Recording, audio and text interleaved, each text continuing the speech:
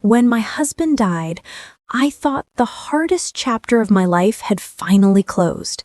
I had no idea another one was waiting, a darker one, wrapped in silence and coldness. I still remember the night I first saw the true face of my in-laws.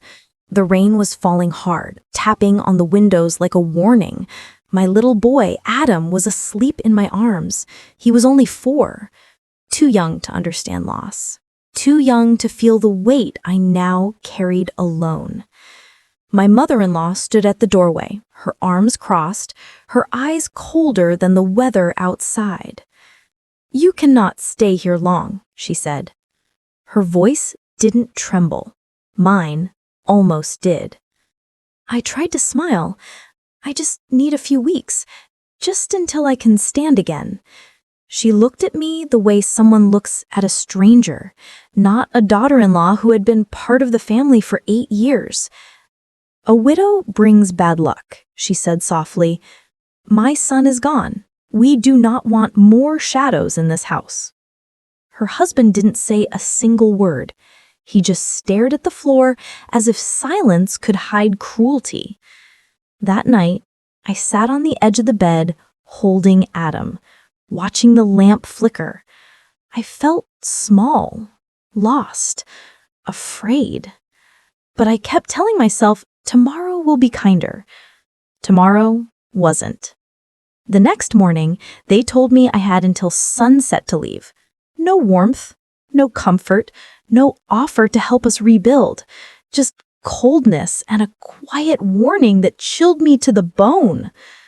"You should go back to your parents," my mother-in-law said. "This house is not yours." Adam tugged at my sleeve. "Mama, why are they angry?" I held him close. "They're just sad," I whispered, even though that wasn't the truth. When the sun fell, they locked the door behind us. I stood on the front steps with one small suitcase, a bag of Adam's clothes, and a heart that felt too heavy to carry. The world was quiet. The wind touched my face gently, almost as if to say, "You're not alone, even now." But loneliness wrapped around me like a second skin. I walked down the road with Adam's hand in mine. Each step felt unsure. Each breath felt thin. I didn't know where we were going. I didn't know how we would survive. All I knew was that I had to keep moving, even if my feet shook. And as the road grew darker, I whispered a prayer into the night. I said, "We just need one kind soul. Just one." I didn't know then that deep in the woods, beyond the last house and the last streetlight, someone was waiting. Someone who hadn't spoken to another human in years. Someone who would become our shelter, our safety, our unexpected family. Someone who would save our lives. I held Adam's hand tightly as we walked away from the village lights. The sky was already turning dark, and the clouds above us looked heavy, as if they remembered our pain. Every step felt uncertain, but I kept moving because stopping meant breaking, and I could not break, not with my little boy watching. "Mom, where are we going?" Adam asked softly. His small voice shook something inside me. "We're just walking for now," I said, bending down to wipe his cheek. "We'll find a place to rest soon." I didn't know if that was true, but hope was all I had left, and I needed him to hold it with me. We passed empty fields, old wooden fences, and a line of trees that whispered as the wind moved through them. The deeper we walked, the quieter everything became. Even the night seemed to be holding its breath. After a while, Adam grew tired. He leaned against my leg, and I lifted him, carrying him even though my arms were weak. The weight wasn't just physical, it was the weight of not knowing what tomorrow would bring. A single dirt path branched off the main road. It looked forgotten, half covered in fallen leaves. Something inside me said to follow it. Maybe it was instinct, maybe it was desperation, maybe it was a quiet pull from fate. As we stepped onto the path, the air changed. It felt colder, but also calmer. The trees grew taller, forming a thick canopy that dimmed the moonlight. Adam rested his head on my shoulder, his breathing slow and steady. I kept whispering to myself, just a little more, just a little more.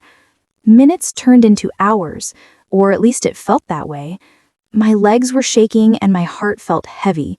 That's when I noticed a small light in the distance, soft, warm, flickering. At first, I thought my tired eyes were imagining it, but as we walked closer, I saw it clearly. A cabin, old, wooden, and sitting quietly between the trees.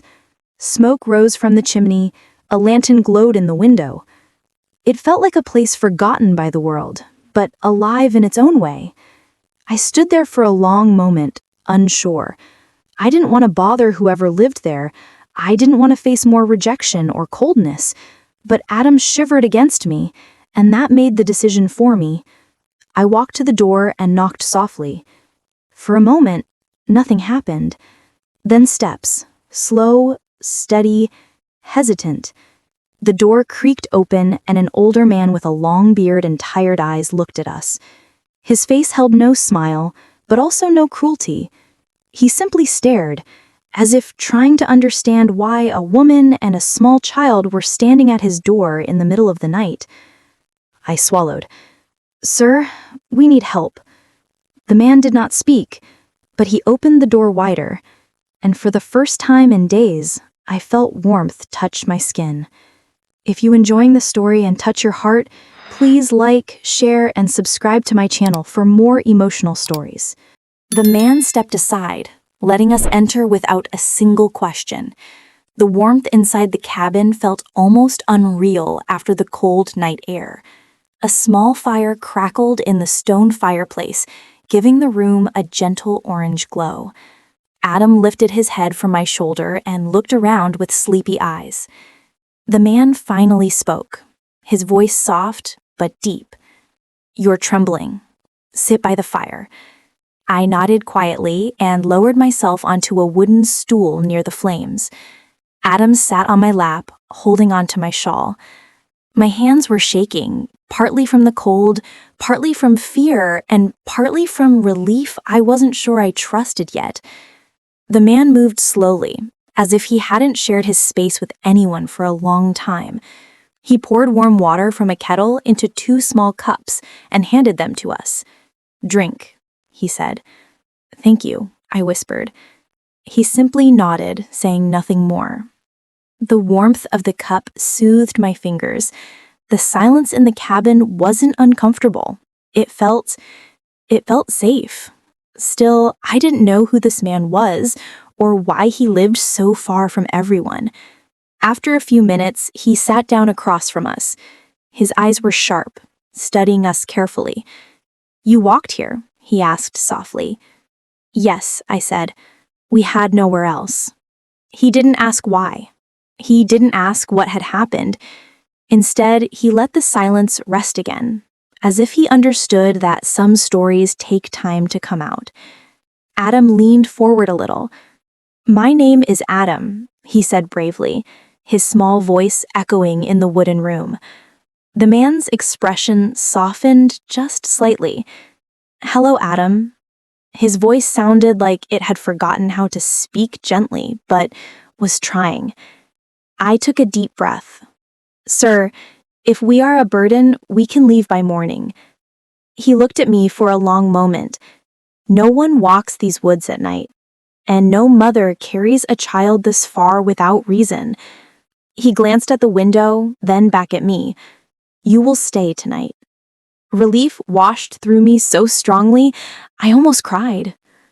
He stood up and brought out a folded blanket, placing it gently over Adam's shoulders. The kindness in that small gesture caught me off guard. He said, "You can take the bed. I'll sleep by the fire." "No," I protested softly. "We can—" But he simply raised a hand, not in anger, but in quiet insistence. "Rest. You need it." Adam's eyes were already closing. I held him as we settled onto the small bed tucked in the corner. The mattress was thin, but it felt like luxury after the night we had endured. Before sleep pulled me under, I heard the man speak again, almost to himself. No one should be left alone in the dark. His voice held a kind of sadness I didn't understand yet. As my eyes closed, I felt, for the first time in a long time, that maybe the stranger was not a danger, but a blessing we had been led to. And I didn't yet know it, but this reclusive man would soon become the reason we survived what came next. I woke up to the soft crackling of the fireplace and the gentle smell of something warm cooking. For a moment, I forgot where I was. The bed beneath me, Adam curled into my side, and the steady glow of the fire all felt like a dream. Then the memories of the night returned, our long walk, the cold air, and the man who opened his door when no one else would. The cabin was quiet, almost peaceful, the kind of quiet that wraps around you like a blanket. The man stood near the stove, stirring a pot of something that smelled like oats. His movements were slow, deliberate, as though he had lived his entire life on the edge of silence. He looked over when he heard me shift. "You can bring the boy. Breakfast is ready." His voice was gentle but distant, like someone who had forgotten how to speak to others but still tried. I lifted Adam, who was still sleepy, and carried him to the small wooden table. The man placed a bowl in front of each of us. He didn't sit until we took the first bite, almost as if he needed to make sure we trusted the food, before he settled down. "Thank you," I said quietly. Adam echoed me. "Thank you, sir." The man nodded without looking directly at us. "Eat. You'll need strength." Strength. The word settled heavily in my chest, reminding me of everything we had lost. As we ate, I finally gathered the courage to ask, "Do you live here alone?" He paused, spoon halfway to his mouth. "Yes, been this way for many years." There was no bitterness in his voice, just acceptance. Adam looked around the cabin, curiosity sparkling in his eyes. "Do you have any toys?" The man blinked slowly, as though the question pulled him back from a long, quiet distance. "No toys. But I can show you something after breakfast." Adam smiled, and something in the man's expression shifted, a small, almost invisible softening. After we finished eating, the man took us outside. The morning air was crisp and sunlight filtered gently through the tall trees. Behind the cabin was a small wooden shed. He opened the door and revealed shelves filled with carved wooden animals, bears, birds, deer, each one crafted with careful hands. Adam gasped. "Did you make all these?" The man nodded. "Helps pass time." He handed Adam a small wooden fox. "You can keep this."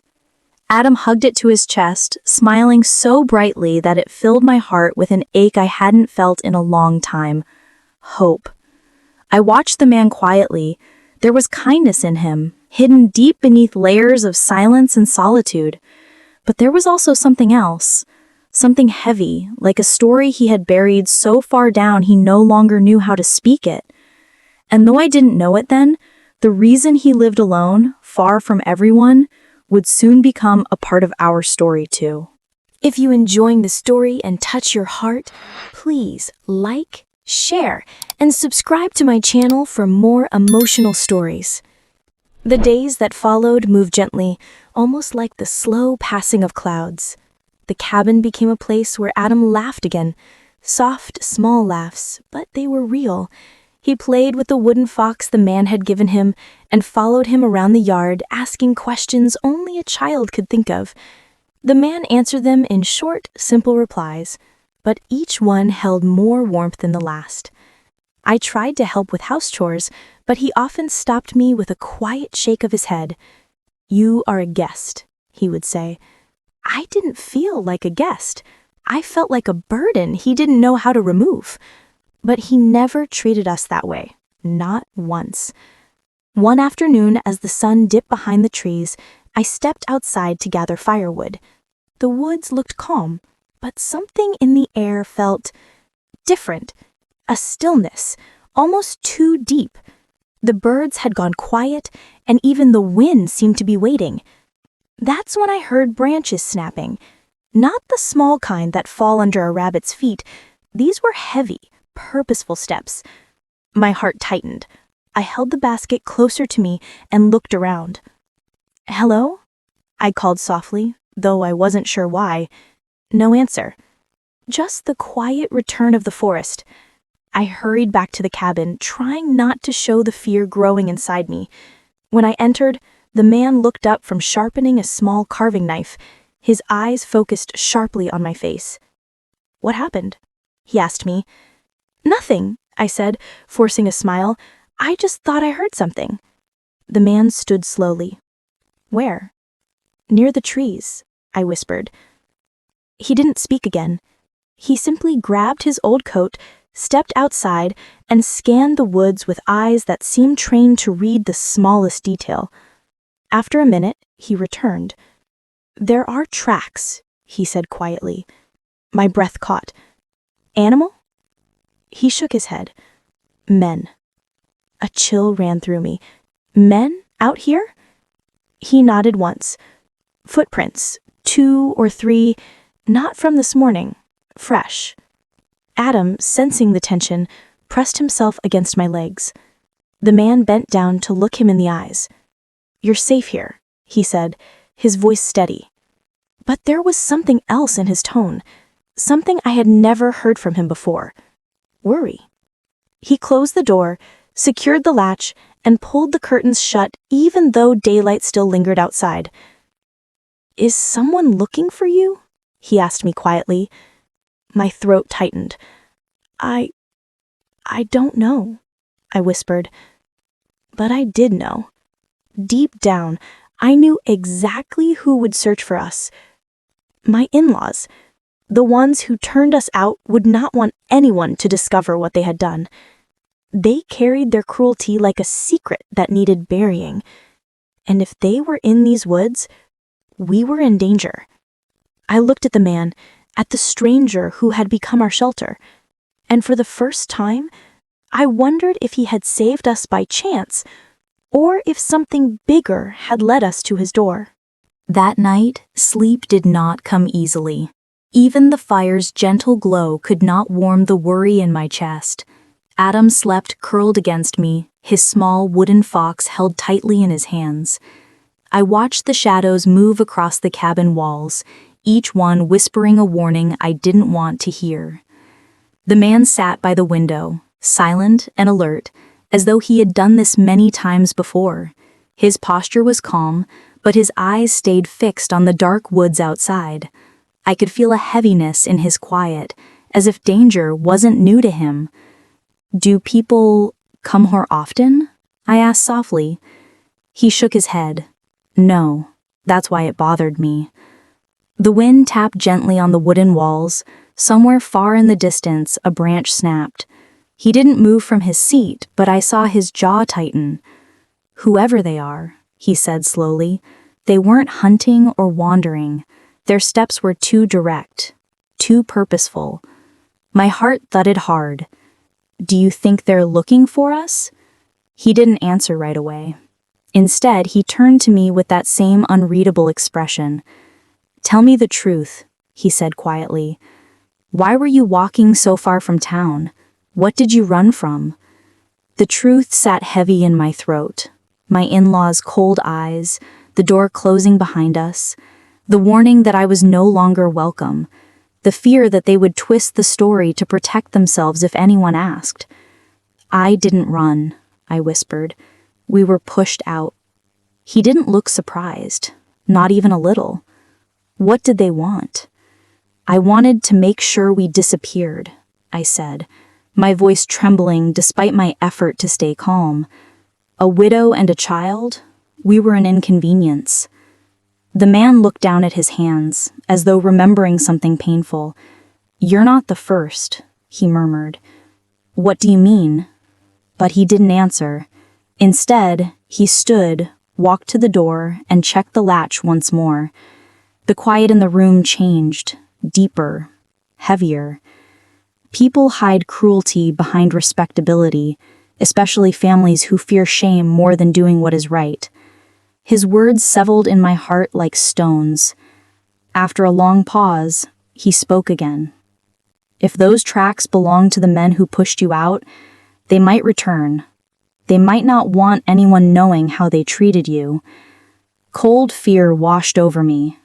Adam stirred in his sleep, sensing the tension. The man looked at us with a steady, almost protective gaze. You and the boy will stay inside tomorrow. I'll keep watch. I swallowed hard. Why are you helping us? I asked. His eyes softened, just a fraction. Because once, long ago, no one helped me. A silence settled between us, a silence filled with stories neither of us were ready to tell. Outside, the woods whispered again, brushing against the cabin walls as if trying to warn us. The danger wasn't gone. It was closer. And the man, this quiet, reclusive soul, was preparing for something he had faced before. If you enjoying the story and touch your heart, please like, share, and subscribe to my channel for more emotional and real-life stories. The next morning, the cabin felt different. The light was the same, soft and golden. The fire was the same, quiet and steady. But the man's presence had changed. He moved with a sense of purpose, as if preparing for something he had known would come someday. He stepped outside early, checking the ground for tracks. I watched from the window as he studied the soil, the trees, and the path we had walked the night we arrived. His face was calm, but his shoulders were tense, as if carrying memories heavier than any pack. Adam tugged at my sleeve. "Mom, is the man angry?" I knelt beside him. "No, sweetheart, he's just thinking." Adam nodded, clutching his wooden fox. "Is someone coming?" I hesitated, then chose the soft truth. "Maybe, but we're safe here." When the man returned inside, he wiped mud from his boots and spoke quietly. "Two men. Same boot marks as yesterday. They were closer this time." My breath caught. "Are they coming here?" "Not yet, but they're searching." The fear I had tried to push aside rose again, but the man's calm voice held it back from breaking me completely. Later, while Adam napped, the man stepped outside to chop wood. I followed him, needing air and answers. "You said we're not the first," I began softly. "What did you mean?" He paused mid-swing, lowered the axe, and leaned on the handle. For a moment, I thought he wouldn't speak. Then he looked at the trees instead of me. He had a family, a wife, a daughter. The words came slowly, like he was pulling them from a locked place in his heart. We lived in a town not far from here. It looked peaceful, respectable. He exhaled, the sound carrying years of buried pain. But people can pretend to be good and still carry darkness. My chest tightened. "What happened?" He looked at me then, and the grief in his eyes felt like a shadow across the sunlight. There were lies, accusations. My wife and daughter suffered because of a family who wanted to protect their reputation at any cost, and no one stood with us. A cold breeze passed through the trees. "What happened to them?" I whispered. He looked away. That was answer enough. I felt tears sting my eyes. "I'm so sorry." He shook his head. "I came here because I couldn't live in a place where cruelty walked free. I thought the woods would keep me from ever seeing that again." I understood then why he opened his door without hesitation that night, why he watched the woods with such intensity, why he spoke so little yet offered so much. He had seen darkness before, the same kind that was now walking toward us, "We will face this," he said quietly, lifting the axe again. "Not with fear, but with truth." For the first time since arriving, I believed him. We weren't alone anymore. Not in fear, not in hope. The next morning began with a stillness so deep it felt like the woods were holding their breath. Even the birds seemed to wait. I woke before Adam, careful not to disturb him as I stepped out of the bed. The man was already sitting by the window, his posture straight, his eyes focused on the trees, as though he had been there all night. When he turned to me, his voice was calm. "They're close." My chest tightened, but somehow his steadiness gave me strength I didn't know I had. Adam woke soon after, rubbing his eyes and leaning into me. I held him close, knowing the moment ahead would shape everything. "Stay behind me," the man said gently, "and whatever happens, stay inside unless I tell you otherwise." A part of me wanted to argue, to ask him not to put himself in danger, but I saw something in his eyes. Resolve, not recklessness. A man who had once lost everything was now choosing to protect what little good had found him. The first sound came like a soft crack, branches snapping under steady steps, then voices, familiar ones, cold, controlled, and sharp. My breath froze. My in-laws. The man stepped outside before they reached the cabin. I watched from the window as the two figures emerged from the trees, my husband's brother and cousin, both with the same harsh expression my mother-in-law wore the night she pushed us out. They spotted him and frowned. "We're looking for a woman and a boy. They belong with us." The man didn't move. "They belong where they're safe." My brother-in-law scoffed. "You think you can hide them? She left the house without permission. She took the child." My hands shook with anger I'd never felt before. Permission? They had thrown us out like we were nothing. The man's voice was quiet, but firm. A mother does not need permission to protect her child. The cousin stepped forward. "Where is she?" At that moment, something in me snapped, not from fear, but from the tired weight of being silent too long. I opened the door, holding Adam's hand tight. "I'm here," I said softly, "and I'm not going back." My brother-in-law's face twisted. "You're embarrassing the family." I swallowed. A family that leaves a widow and child outside at night is already an embarrassment. The man stepped closer to me, just enough to show I wasn't alone. His presence was a shield I never expected to have. Adam looked up at my relatives, his voice shaking. "We don't want to go with you." For a moment, the woods were quiet, almost listening. My brother-in-law's jaw tightened. He took a threatening step forward. And that's when the man spoke again, his voice steady as the ground beneath us. "If you take one more step toward them, you'll answer to me." The tension broke right there. My in-laws exchanged a look, one filled with uncertainty, maybe even fear. They had expected a frightened woman, not a mother finally standing up, and certainly not a stranger who had once lost everything and everything to protect. They backed away slowly. No apologies, no kindness, just cold retreat. When they disappeared into the trees, my legs finally gave in. The man caught my arm, steadying me. "It's over," he said softly. For the first time in a long while, I believed it. We stayed in the cabin for a few more days before moving on, carrying with us a strength we didn't have before. The man didn't ask us to stay forever, and we didn't ask him to leave his solitude. Some connections are meant to be brief but powerful, like a lighthouse that guides you through the darkest night. As we walked away, Adam waved his little wooden fox in the air. "Thank you," he shouted. The man lifted his hand in a quiet farewell. The woods had been silent witnesses to cruelty, but also to kindness. And that day, kindness won. Thank you for listening to this emotional story. If you want more stories like this, please like, share, and subscribe to my channel. Your support means everything.